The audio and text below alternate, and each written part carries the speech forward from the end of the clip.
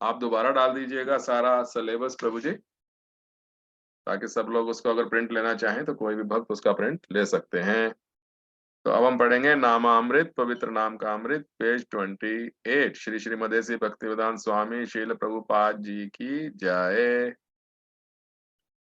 आज के इस संकीर्तन यज्ञ के युग में हरि नाम का जप वेदों में बताए गए कर्म कांड से ज्यादा जरूरी है। जबकि जिंदगी में सबसे ऊंची उपलब्धि सिर्फ हरि नाम के जप से मिल सकती है, तो लोग पूछ सकते हैं कि क्यों इतनी सारी वैदिक क्रियाएं हैं और क्यों लोग उनकी तरफ आकर्षित हैं। जैसा कि भगवत गीता में बताया गया है 15.15 के अंदर, वेदैश्च सर्वैर में वेद्यो, वेदों को पढ़ने का सही मतलब कृष्ण के चरण कमलों तक पहुंचना है। दुर्भाग्यवश मूर्ख लोग वैदिक यज्ञों का सही मतलब भूलकर उसमें किए जाने वाले वैदिक मंत्रों का उच्चारण सुनना चाहते हैं, जिस पर बहुत सा धन खर्च होता है। कभी कभी तो कभी कभी हमें भी दूसरे अल्प बुद्धि वालों को दिखाने के लिए यह वैदिक क्रियाएं करनी पड़ती हैं। जैसा कि अभी कुछ दिन पहले वृंदावन में जब हमने एक बड़ो कृष्ण बलराम मंदिर की स्थापना की, तब हमें दूसरों के लिए वैदिक क्रियाएं दूसरों से करानी पड़ी, क्योंकि वृंदावन में रहने वाले लोग पाश्चात्य देशवासियों को परंपरागत ब्राह्मण के रूप में स्वीकार नहीं करेंगे। अतः हमें उन्हें वैदिक यज्ञ करने के लिए बुलाना पड़ा। इन यज्ञों के साथ हमारे समुदाय के सदस्यों ने जोर से हरि नाम संकीर्तन मृदंगों और करताल के साथ किया। मैं संकीर्तन को वैदिक क्रियाओं से ज्यादा जरूरी समझता हूँ। दोनों ही कार्यक्रम साथ साथ हो रहे थे। यज्ञों की क्रिया उनके लिए थी जो कि स्वर्ग लोक में जाने के लिए वैदिक क्रियाओं को रुचिकर और सर्वोच्च मानते हैं, जबकि संकीर्तन शुद्ध भक्तों के लिए था जो कि भगवान को खुश करना चाहते हैं। वास्तव में इस कलयुग में सिर्फ संकीर्तन ही पर्याप्त है। अगर हमारे सदस्य दुनिया के विभिन्न जगहों में भगवान की मूर्ति, विशेषकर चैतन्य महाप्रभु के सामने संकीर्तन जारी रखें तो वही संपूर्ण यज्ञ होगा। किसी दूसरी क्रिया की आवश्यकता नहीं है। श्रील प्रभुपाद जी इस नामा अमृत में बता रहे हैं हमारे को कि जब वृंदावन के मंदिर का समारोह था, उद्घाटन समारोह, तो उस समय श्रील प्रभुपाद जी ने ये यज्ञ करवाया बाहर के ब्राह्मणों से, बिकॉज उनको ये लगता था कि जो पाश्चात्य देश के भक्त हैं वो ब्राह्मण कैसे हो गए। और दूसरी बात, वो यज्ञ करना, उसमें आहुतियां डालना इत्यादि में विश्वास रखते हैं, और आज भी आप देखेंगे बहुत लोग ऐसे ही कार्यों में विश्वास रखते हैं। पर श्रील प्रभुपाद कह रहे हैं यज्ञों से ज्यादा इंपॉर्टेंट है हरि नाम लेना। बिकॉज भगवान ने भगवत गीता में 15.15 में भी बताया है कि वेदों के द्वारा मैं ही जानने वाला हूँ। वेदों में क्या है? भगवान को जानना। और अगर हम डायरेक्ट हरि नाम लेते हैं तो समझो हमारा जो संबंध है डायरेक्ट भगवान से हो रहा है। और जो यज्ञ इत्यादि लोग करते हैं, वैदिक ये दूसरे जो यज्ञ करते हैं, वो लोग स्वर्ग तक जाने के लिए ही सारे कार्य करते हैं। परंतु जो शुद्ध भक्त होते हैं उनको स्वर्ग और नरक से कोई लेना देना नहीं होता। वो केवल हरे कृष्ण महामंत्र का जप करते हैं और भगवान तक पहुंचने का एकमात्र साधन इसी को समझते हैं। वैदिक क्रियाओं के द्वारा भगवान तक नहीं पहुंचा जा सकता। जब तक हम भगवान का नाम नहीं जपेंगे तो भगवान तक पहुंचना अत्यंत मुश्किल है। इसमें ये बताया गया है। यदि इस नामामृत में किसी का कोई प्रश्न है जो किसी को समझ में ना आया हो तो वो मेरे से पूछ सकता है।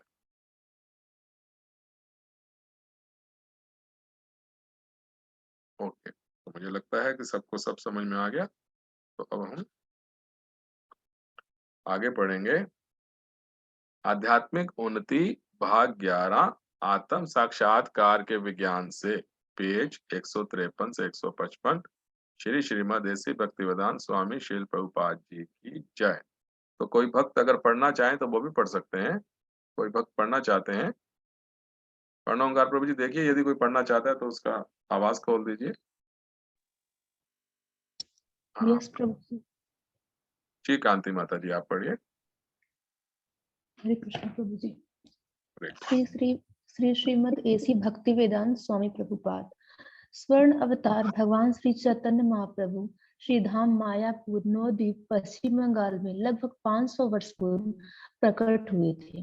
देश की यह प्रथा है कि जब शिशु का जन्म होता है तो ज्योतिषी को आमंत्रित किया जाता है। जब भगवान श्री कृष्ण 5000 वर्ष पूर्व प्रकट हुए तो उनके पिता द्वारा गर्ग मुनि को बुलाया गया था।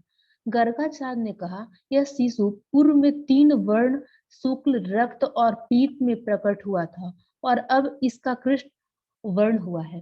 शास्त्रों में श्री कृष्ण का वर्ण मेघ के समान काला कहा गया है। भगवान श्री चैतन्य को श्री कृष्ण समझा जाता है जो पीत वर्ण में प्रकट हुए हैं। वैदिक शास्त्रों में इसके कई प्रमाण हैं कि श्री चैतन्य महाप्रभु श्री कृष्ण के अवतार हैं और इसे विद्वानों और भक्तों के द्वारा प्रमाणित किया गया है। श्रीमद् भागवत में भी इसकी पुष्टि की गई है।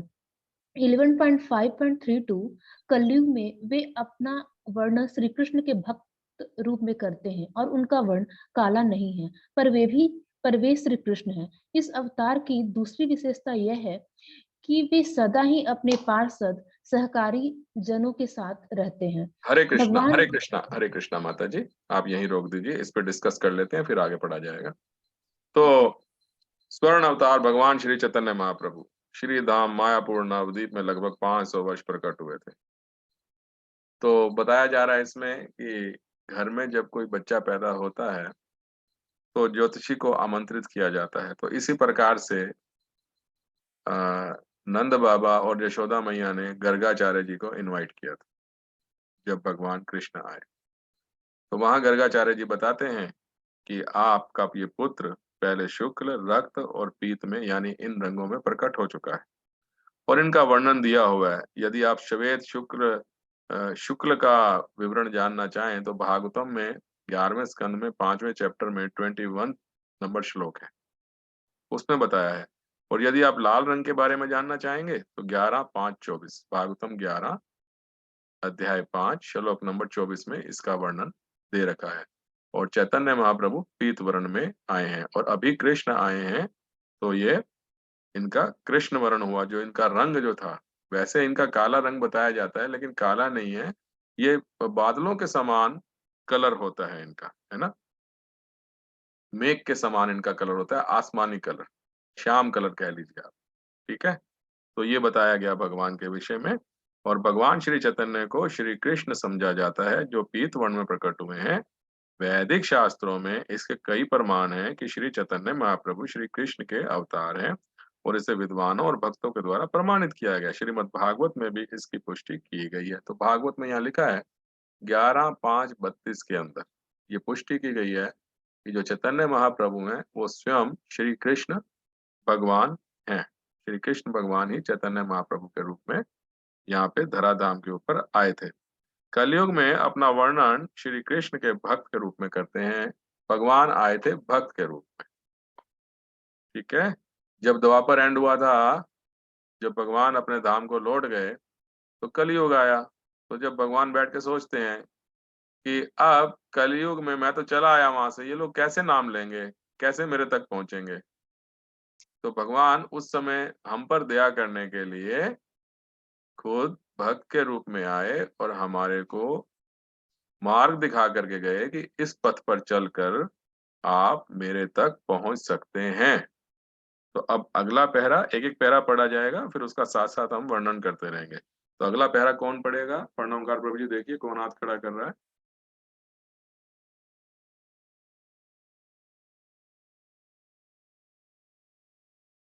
यदि कोई ना हो तो आप मुझे बता दीजिएगा, मैं पढ़ लूं। हरे कृष्णा प्रभु जी। हरे कृष्ण। हरे कृष्ण। पढ़ूं प्रभु जी? हाँ पढ़ सकते हैं माता जी, पढ़िए। श्री प्रभुपाद की जय।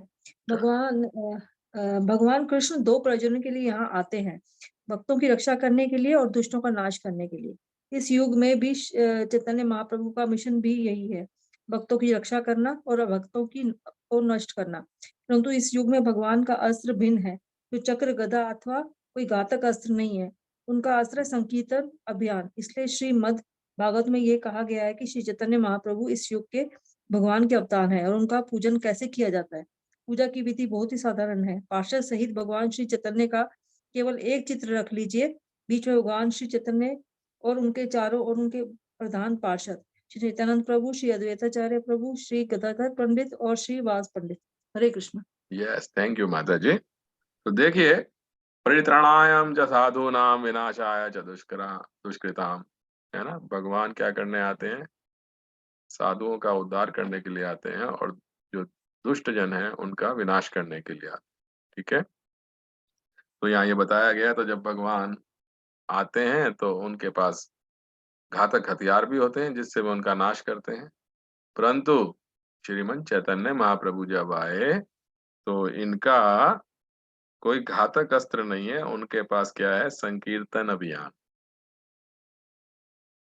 तो कई बार हम जब भगवान के शुद्ध भक्तों का कीर्तन सुनते हैं तो हमें भगवान हरि का नाम, जैसे हरे कृष्ण महामंत्र वो लेते हैं, इतना मीठा लगता है, कानों में मिश्री की तरह घुल जाता है। तो कई बार हमारे मुख से एक वाक्य निकल आता है, मिश्री से मीठा तेरा नाम कृष्ण। तो कृष्ण का नाम मिश्री से भी मीठा है। ये एहसास करने की बात है। आप किस भाव में उसको सुन रहे हैं ये उसकी बात है, और किस भाव से सामने वाला बोल रहा है ये उसकी बात। ठीक है, तो भगवान का नाम बहुत ही मीठा है। और अब पूजा करने की विधि बताई श्रील प्रभुपाद जी ने, कितनी सिंपल है। पंच तत्व, आप पंच तत्व का एक लेमिनेशन रख के भी उसके उनके सामने बैठ के कीर्तन करेंगे तो ये पूजा की विधि सिंपल। तो भक्ति करना बहुत सरल है, लेकिन उसके लिए मुझे अपना स्वभाव सरल करना पड़ेगा। यदि मैं कुटिल रहूंगा, मैं कनिंग रहूंगा, तो मैं भगवान की भक्ति नहीं कर सकता। ठीक है, अब अगला पैरा कौन पढ़ेगा?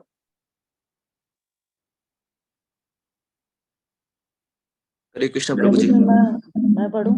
ओके, मीतू संगला माता जी को पढ़ने दीजिए पहले, फिर पीयूष प्रभु जी पढ़ लें। यस माता जी पढ़िए। कोई भी इस को अपने घर में रख सकता है, इस हरे कृष्ण महामंत्र का कीर्तन कर सकता है और इस विधि से भगवान श्री चैतन्य महाप्रभु की पूजा की जा सकती है। यह एक साधारण सी विधि है, परंतु इस साधारण विधि को कौन ग्रहण कर सकेगा? केवल वही जिनके पास सद्बुद्धि है। यदि कोई केवल श्री चैतन्य महाप्रभु का चित्र अपने घर में रखता है और हरे कृष्ण कीर्तन करता है तो वह भगवत साक्षात्कार कर लेगा। अतः इस युग में जिन व्यक्तियों के पास पर्याप्त बुद्धि है वह इस संकीर्तन अभियान को ग्रहण करते हैं और बहुत शीघ्र ही उन्नति कर लेते हैं। हरे कृष्ण। थैंक यू माता जी। तो श्रील प्रभुपाद बता रहे हैं कि इस संकीर्तन यज्ञ को ग्रहण कौन करेगा? जो बुद्धिमान है। क्योंकि जो व्यक्ति यह सोचने की क्षमता रखता है कि मेरा जन्म क्यों हुआ, मेरा भला किस में है, वही इस कार्य में लगता है। दूसरा कोई व्यक्ति इस कार्य में नहीं लग सकता। बिकॉज मनुष्य की जो बुद्धि है वो तार्किक बुद्धि है, उसे हर चीज में तर्क चाहिए। बना बनाया मार्ग आचार्य लोग हमें देकर के गए हैं, उस पे ना चल करके मैं अपनी अपूर्ण इंद्रियों जो मेरी इम्परफेक्ट सेंसेस हैं उनसे और मनगढ़ंत कई प्रकार के प्रश्न बना करके संशय में चलता रहता हूं। और संशय बुद्धि का कभी भी कल्याण नहीं हो सकता, भगवान भगवत गीता में बताते हैं। संशय बुद्धि विनाशात्मा। तो उस प्रकार से व्यक्ति विनाश की ओर जाता है। ठीक है, तो बहुत ही सिंपल विधि इसमें बताई गई है कि कैसे करना है, और कर कौन पाएगा? जो सद्बुद्धि होगा। अब आप यही देख लीजिए कि आपकी कक्षा में इस समय कितने व्यक्ति मौजूद हैं, कितनों को बताया जाता है और कितनों की रुचि है, उससे आप ये अंदाजा लगा सकते हैं। तो अगला पहरा कोई पढ़ दे प्लीज। हरे कृष्ण प्रभु जी। यस पीयूष प्रभु जी पढ़े। श्री श्रीमद ऐसी भक्ति वेदांत स्वामी श्रील प्रभुपाद की जय। भगवान श्री चैतन्य महाप्रभु को गौर सुंदर अवतार कहा जाता है। अवतार का अर्थ है अवतरण करना या नीचे उतरना। जिस प्रकार कोई व्यक्ति भवन की 5वीं मंजिल या 100वीं मंजिल से नीचे आ सकता है, उस प्रकार एक अवतार परव्योम परव्योम के वैकुंठ लोकों से परव्योम के बैकुंठ लोकों से नीचे आता है। भगवान श्री चैतन्य महाप्रभु इस युग के अवतार हैं और वैदिक साहित्य में उनका वर्णन आता है।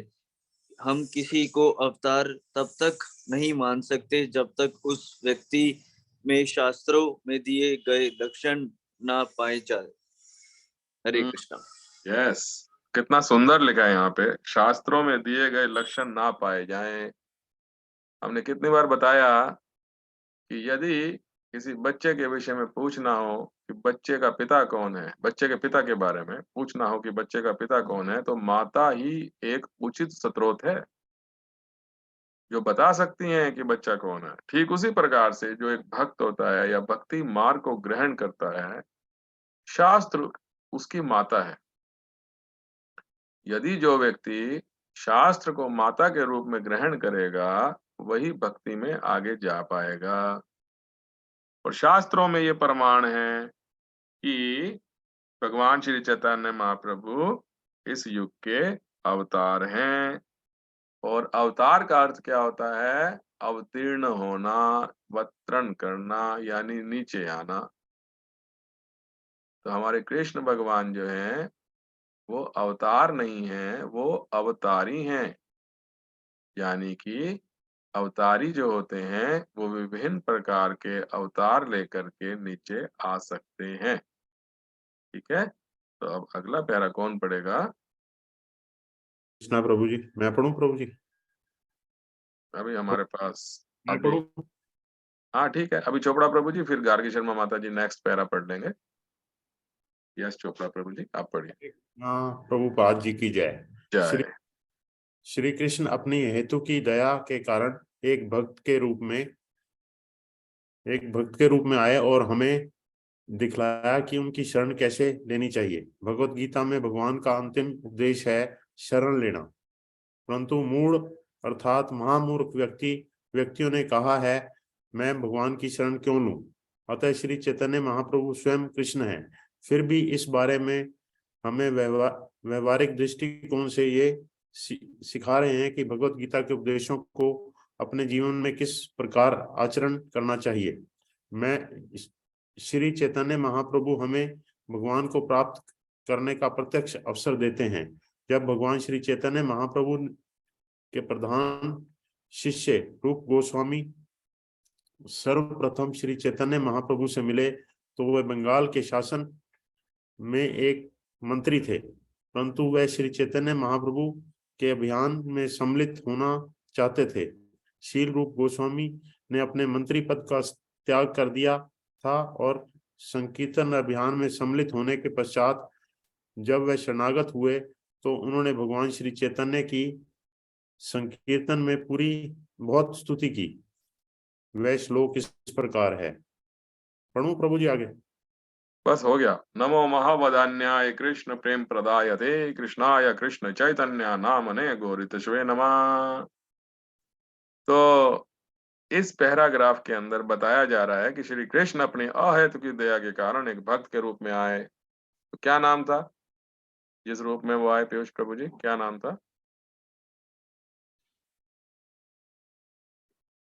हरे कृष्णा प्रभु जी। हरे कृष्णा। हाँ जी, प्रभु जी मैं क्वेश्चन नहीं सुन पाया। क्वेश्चन है, श्री कृष्ण अपनी अहेतु की दया के कारण एक भक्त के रूप में आए, तो उस भक्त का क्या नाम था जिस रूप में आए थे? चैतन्य महाप्रभु। हाँ यस, थैंक यू। सिंपल। तो चैतन्य महाप्रभु के रूप में आए और आचरण से सिखाया उन्होंने कि कैसे हम शरण ले सकते हैं भक्त की। भक्तों की शरण ग्रहण करना चाहिए हमारे को, ठीक है, क्योंकि भक्त के रूप में आए ना महाप्रभु। श्री कृष्ण भगवान ने अवतार लिया भक्त के रूप में चैतन्य महाप्रभु के नाम से, ठीक है। और इसमें सिखाया जाता है कि कैसे शरण लेनी है ना। लेकिन यहाँ बताया जा रहा है जो मूढ़ अर्थात महामूर्ख व्यक्ति होते हैं वो कहते हैं मैं भगवान की शरण क्यों लूं। ठीक है, अतः श्री चैतन्य महाप्रभु स्वयं कृष्ण हैं, फिर भी इस बार वे हमें व्यवहारिक दृष्टिकोण से यह सिखा रहे हैं कि भगवत गीता के उपदेशों का अपने जीवन में किस प्रकार आचरण करना चाहिए। ठीक है, तो अभी यहाँ पर उदाहरण दिया गया है श्री रूप गोस्वामी जी का कि श्री रूप गोस्वामी जी एक अच्छा उच्च श्रेणी का जीवन व्यतीत कर रहे थे, परंतु फिर भी उन्होंने अपना मंत्री पद छोड़ करके श्रीमन चैतन्य महाप्रभु जी की शरण ली। ठीक है, तो शरण ली श्रीमन चैतन्य महाप्रभु जी की, तो उन्हीं के पद चिन्हों पर चलते हुए हमें भी भगवान की शरण को ग्रहण करना है। ठीक है, और रूप गोस्वामी जी ने एक श्लोक बोला है चैतन्य महाप्रभु जी के विषय में, यानी ठीक है ये प्रणाम मंत्र बोला जाता है उनका। तो इस श्लोक से अगले पैरा से अब गार्गी शर्मा माता जी पढ़ देंगे। हरे कृष्ण। श्री श्रीमद एसी भक्ति वेदांत स्वामी श्रील प्रभुपाद की जय। हे प्रभु, आप सब अवतारों में से सर्वाधिक वदान्याय उदार हैं। ऐसा क्यों? कृष्ण प्रेम प्रदायते, क्योंकि आप प्रत्यक्ष रूप से भगवान का प्रेम प्रदान कर रहे हैं। आपका दूसरा कोई उद्देश्य है ही नहीं। आपकी विधि इतनी सुंदर है कि मनुष्य तत्क्षण ही भगवान से प्रेम करना सीख जाता है। अतः आप सब अवतारों में से सर्वाधिक वदान्य हैं और संशय स्वयं श्री कृष्ण के अतिरिक्त यह किसी के लिए संभव नहीं है कि वह इस प्रकार वरदान दे सके। अतः मैं कहता हूँ कि आप श्री कृष्ण हैं। कृष्णाय कृष्ण चैतन्य नामने। आप श्री कृष्ण है, परंतु आपने श्री कृष्ण चैतन्य नाम स्वीकार किया है। मैं आपकी शरण ग्रहण करता हूँ। तो भगवान चैतन्य की यह विधि है। श्री चैतन्य महाप्रभु स्वयं ही कृष्ण है और वह एक साधारण विधि द्वारा यह शिक्षा दे रहे हैं कि किसी प्रकार भगवान का प्रेम विकसित किया जाए। वे कहते हैं केवल हरे कृष्ण कीर्तन करो, हरे नाम केवलम, कलौ नास्तेव नास्तेव नास्तेव गतिरन्यथा। हरे कृष्णा। हरे कृष्ण। हरे कृष्ण। थैंक यू माता जी। तो माता जी का नाम है गार्गी शर्मा और माता जी का जो उच्चारण है एक ब्राह्मण की तरह ही है। शर्मा तो ब्राह्मण ही होते हैं। तो बहुत ही अच्छा उच्चारण माता जी कर लेते हैं। जिस प्रकार से माता जी ने श्लोक पढ़ा हरे नाम हरे नाम। मेरे को ये लर्न था ये श्लोक। ओके, थैंक यू माता जी। ठीक है, तो कितना अच्छा इसके अंदर बताया है। ये रूप गोस्वामी जी ने जो प्रणाम मंत्र प्रणाम किया है उनको, नमो महावदान्याय कृष्ण प्रेम प्रदाय थे कृष्णाय कृष्ण चैतन्य नामने गौरीतश्वे नमः। तो हे प्रभु, आप सब अवतारों में से सर्वाधिक वदान्य यानी कि दयालु हैं। ऐसा क्यों? कृष्ण प्रेम प्रदायते, क्योंकि आप प्रत्यक्ष रूप से भगवान का प्रेम प्रदान कर रहे हैं। आपका दूसरा कोई उद्देश्य है ही नहीं, है ना। आपकी विधि इतनी सुंदर है कि मनुष्य तत्क्षण ही भगवान से प्रेम करना सीख जाता है। तो इन सब क्वालिटीज की वजह से, ये जो क्वालिटीज इस प्रणाम मंत्र के अंदर रूप गोस्वामी जी ने बताई हैं, इन सब क्वालिटीज की वजह से रूप गोस्वामी दावा करते हैं कि आप ही कृष्ण हैं, इसमें कोई हमें संशय नहीं है। क्योंकि कृष्ण के अलावा तो कोई ऐसा बोल ही नहीं सकता। गारंटी कौन दे सकता है? तो गारंटी भगवान कृष्ण स्वयं दे सकते हैं। इसलिए रूप गोस्वामी यहाँ क्लियर कर रहे हैं कि जो चैतन्य महाप्रभु हैं वो स्वयं कृष्ण हैं, वो और कोई नहीं है। ठीक है, और फिर बताया जा रहा है, वे कहते हैं हरे कृष्ण कीर्तन करो, हरेर नाम हरेर नाम केवलम, करो नास्तेव नास्तेव नास्तेव गतिरन्यथा। इस पूजा में हरे कृष्ण महामंत्र का केवल कीर्तन करते जाओ और इसके अतिरिक्त और कोई विकल्प है ही नहीं। देखिए यहाँ पर बाकी सब दरवाजे बंद हैं। आप किसी भी दरवाजे से जाने का प्रयत्न करेंगे तो मार्ग मिलने वाला नहीं है, परंतु इतनी सी बात लोग समझने को तैयार नहीं है। वो इफ एंड बट बहुत लगाते हैं, इसलिए भक्ति की ओर अग्रसर नहीं हो पाते हैं। तो लास्ट पैरा है, मैं पढ़ देता हूँ। भगवान श्री चैतन्य महाप्रभु के द्वारा भगवत प्रेम प्राप्त करने की कीर्तन विधि संकीर्तन कहलाती है। संकीर्तन एक संस्कृत शब्द है। सम का अर्थ है सम्यक यानी पूर्ण, और कीर्तन का अर्थ है कीर्ति यानी यश गाना या वर्णन करना। तो पूर्ण वर्णन का अर्थ है परम तत्व श्री भगवान की पूर्ण कीर्ति।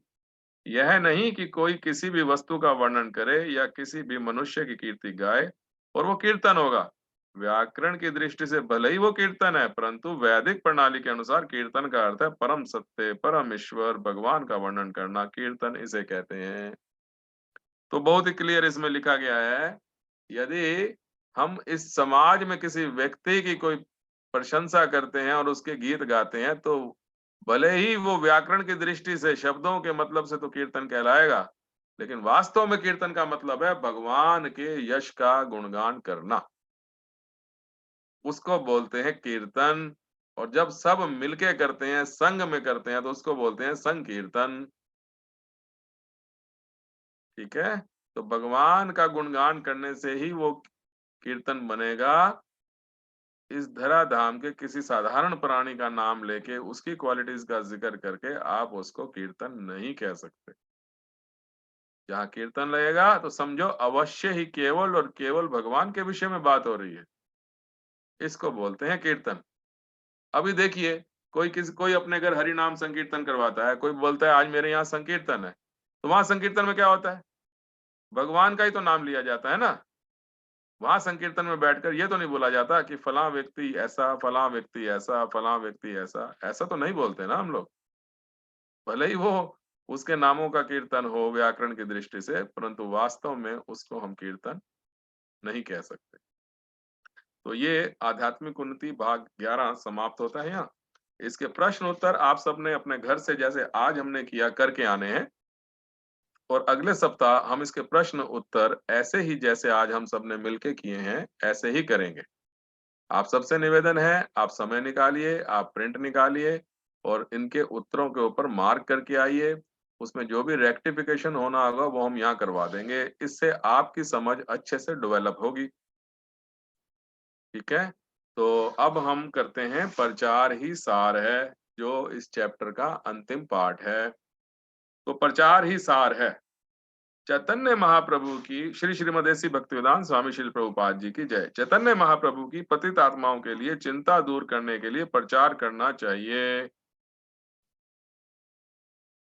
भगवान पतित आत्माओं की सहायता के लिए सदैव सन्नद्ध रहते हैं, लेकिन वे मूर्ख तथा धूर्त होने के कारण कृष्ण भावना अमृत को ग्रहण नहीं कर पाते हैं और कृष्ण के उपदेशों का पालन नहीं करते। इसीलिए यद्यपि श्री चैतन्य महाप्रभु साक्षात भगवान कृष्ण हैं, किंतु वे कृष्ण भावनामृत आंदोलन का प्रचार करने के लिए भक्त रूप में आते हैं।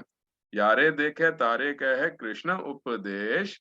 अतः मनुष्य को चाहिए कि कृष्ण का निष्ठावान दास बने। अमार आज्ञा गुरु हन तार ऐ देश। चैतन्य चरितमृत मध्य लीला 7.128। मनुष्य को गुरु बनना चाहिए और सारे विश्व में भगवत गीता की शिक्षाओं मात्र का प्रचार करके कृष्ण भावनामृत का प्रसार करना चाहिए। इति सिद्धम। तो ये चैप्टर यहीं समाप्त होता है। तो इसमें प्रचार ही सार है में बताया जा रहा है कि भगवान पतित आत्माओं की सहायता के लिए सदैव सन्नद्ध रहते हैं। हमेशा भगवान तैयार हैं बद्ध जीवों के लिए, उनके कल्याण के लिए। लेकिन व्यक्ति का स्वभाव, व्यक्ति पहले नंबर पे तो मूर्ख है, क्योंकि वो भगवान की ओर अग्रसर नहीं होता है। और सोने पे सुहागा है। मूर्ख के साथ ना केवल मूर्ख है, वो धूर्त भी है, चालाक भी है। ठीक है? इसीलिए वो कृष्ण भावनामृत को ग्रहण नहीं कर पाते और ना ही भगवान के दिए हुए उपदेशों का पालन कर पाते हैं। तो यहाँ पर ये समाप्त होता है। किसी का कोई प्रश्न है?